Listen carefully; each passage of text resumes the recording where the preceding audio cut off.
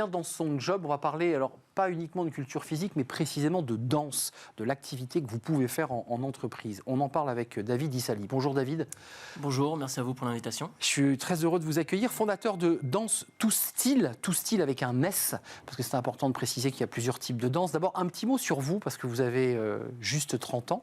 Vous avez créé l'entreprise il y a 4 ans, 3 ans. Déjà 18 salariés, des centaines de danseurs qui travaillent pour vous dans plein de pays. Qu'est-ce qui a fait que vous êtes passé de la danse, puisque vous étiez danseur professionnel, à entrepreneur ? Ça s'est fait naturellement. De base, en fait, j'étais danseur et professeur de danse. Puis petit à petit, j'ai eu mes propres élèves. Et donc, j'ai commencé à déléguer de plus en plus. Donc, j'étais auto-entrepreneur. Avant, j'étais intermittent du spectacle. Et encore avant ça, j'étais salarié.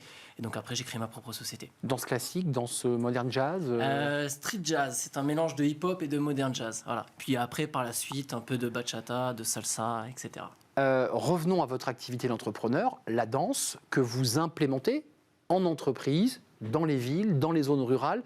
Comment ça se passe ? Comment l'entreprise accueille ? Parce que l'entreprise aujourd'hui essaie d'ouvrir des espaces, des salles de sport, des moments de détente, du yoga. Ça s'inscrit, j'imagine, dans cet espace-là ? C'est ça, ça peut se faire autant à l'intérieur des locaux qu'en extérieur ou dans un parc à côté. Il n'y a pas l'obligation d'avoir des miroirs pour danser. Au contraire, quand vous avez des miroirs, vous allez vous focaliser sur vous allez vous focaliser sur l'image que vous reflétez. Le but du jeu, c'est de faire en sorte que vos collaborateurs puissent avoir une activité ludique, originale et sportive et qu'ils puissent avoir une collision d'équipe. Voilà. Extérieur, intérieur, ça veut dire aussi expression du corps, expression physique. Comment vous vendez cette prestation ? Parce que vous dites au DRH, d'abord, ça va permettre aux gens de pouvoir un peu libérer leur stress. Ou vous leur vendez vraiment sous le « on va leur apprendre le tango ou le cha-cha ». Non, le but du jeu, c'est pas forcément d'apprendre un style de danse, même si ça reste ludique et que le but du jeu, c'est quand même à la fin du cours d'apprendre un minimum de choses. Mais c'est surtout d'avoir une activité de collaborateurs entre eux. Voilà. Donc c'est assez original. Généralement, voilà, on peut voir dans certaines sociétés qu'il y a par exemple des baby-foot. Donc les baby-foot, c'est bien, les cours de danse, c'est un peu mieux. Parce qu'à la fin du cours de danse, on apprend quelque chose qu'on peut reproduire autant pour son ouverture de bal de mariage, autant en soirée ou autre. Donc on est plutôt sur quelque chose d'une collision d'équipe avec une activité sportive et originale. Juste un détail très pratique, parce que c'est vrai que dans les grandes entreprises, on imagine que ça existe, c'est plus compliqué dans les PME. Après le baby-foot, on ne prend pas une douche, mais après 1h30 de danse un peu intensif, où on fait du sport, objectivement, on retourne au bureau en se douchant. Comment vous le gérez, ce problème ?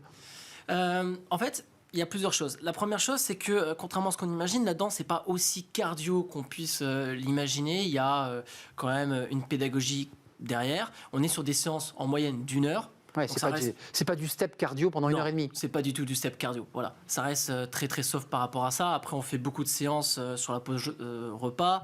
On peut faire des séances aussi à la fin de la journée. Voilà. Qu'est-ce que vous disent les DRH ? Parce que vous avez déjà un peu de recul. Je sais que vous êtes implanté en France, au Luxembourg, en Californie. Enfin, c'est quoi les retours ? Qu'est-ce que vous disent les DRH de cette activité en particulier ? Nous, les retours, il est simple.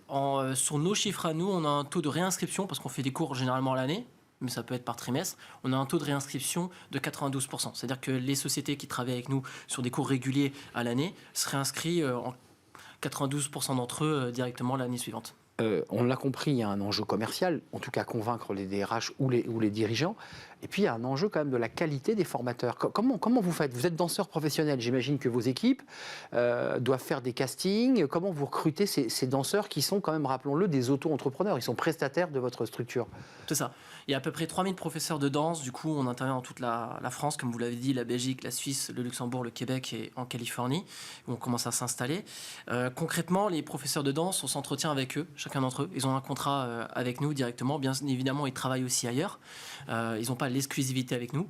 Mais on va faire en sorte, par rapport au CV, le monde de la danse est assez petit, donc on va savoir à peu près les noms, on va savoir à peu près les entreprises avec lesquelles ils ont travaillé précédemment. Et par rapport à ça, on va déjà commencer sur des projets assez simples, assez basiques, et on va donner petit à petit plus de responsabilités aux professeurs de danse par rapport au retour qu'on va avoir derrière. Et donc j'imagine, en fonction de leurs compétences, de leurs appétences et de ce qui est demandé, parce que vous allez aussi, je dirais, dans des espaces plus intergénérationnels, en direction de seniors, voire même de personnes âgées. Est-ce que ça, c'est autre chose que l'entreprise ?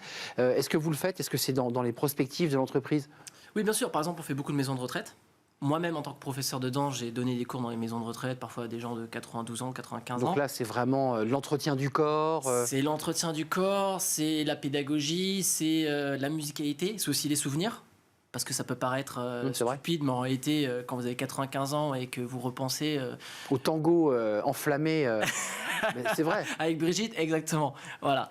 C'est ce qu'on va essayer de retrouver, on va essayer de stimuler leur mémoire et surtout leur motricité. Un tout dernier mot, ça vous manque la danse ou vous êtes plus heureux aujourd'hui dans la peau d'un entrepreneur ? Je suis plus heureux aujourd'hui dans la peau d'un entrepreneur. Je danse encore sur certains projets, des chorégraphies pour des marques comme Thierry Mugler ou autres. Mais la danse, c'est une passion. Parfois, on peut être pris pas vraiment au sérieux. Quand on est entrepreneur, on est pris davantage au sérieux. Je vous ai pris au sérieux. Merci David Dissali d'être venu nous rendre visite avec cette entreprise très internationale, il faut le préciser, qui n'est pas qu'en France. Danse, tout style, 18 collaborateurs, ça c'est vos salariés, et puis 3000 profs de danse, femmes et hommes, tous très compétents, pour vous accompagner dans vos entreprises ou ailleurs d'ailleurs. Merci de nous avoir rendu visite David, et à très très bientôt. On tourne d'une page, le cercle RH, c'est tout de suite. Est-ce que le manager doit poser le masque ? Alors le manager ou le décideur, on a un jeune entrepreneur, est-ce que parfois il faut accepter de poser le masque et de montrer sa faillibilité ? C'est pas toujours simple à faire, on en parle, c'est le thème de notre débat, c'est le cercle RH et j'accueille mes invités.